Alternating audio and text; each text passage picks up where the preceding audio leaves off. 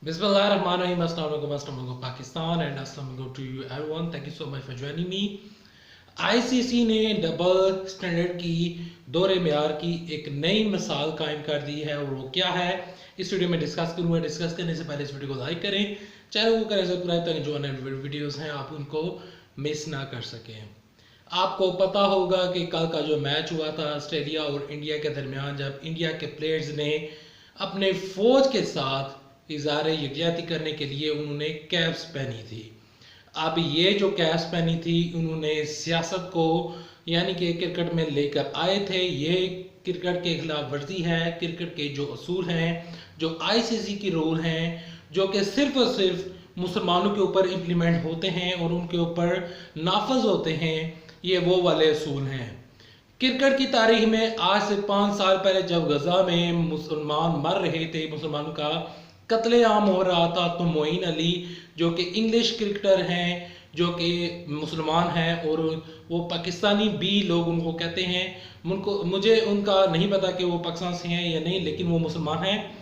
अच्छा, मोइन अली ने जब रिस्ट बैंड पहना था तो उसके ऊपर उन्होंने गजा के मुसलमानों के जो थे उनके लिए इज़हार यकजहती के लिए उन्होंने रिस्ट बैंड पहना था, जो कि आप मेरे थंबनेल पे देख सकते हैं।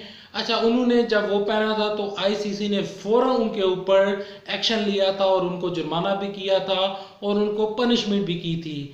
लेकिन अभी जो आईसीसी के चेयरमैन बैठे हुए हैं वो तो इंडिया के ही हैं, तो इस वजह से ये जो कल हुआ है, ये जो कल करनामा सरअंजाम हुआ है, जो कि क्रिकेट के कानून के खिलाफ वर्जी है, जो कि उन्होंने कैप्स पहनी थी, जो कि फौज कैप्स पहनी थी, जो कि उन्होंने अपने फौज की इज़हार यकजहती के लिए कैप्स पहनी थी, लेकिन उसके ऊपर एक्शन नहीं लिया गया। तो इसका मतलब है कि आईसीसी इस टाइम डबल स्टैंडर्ड का शिकार हो चुका है और आईसीसी भी इस टाइम वो सारा उसमें सियासत आ गई है।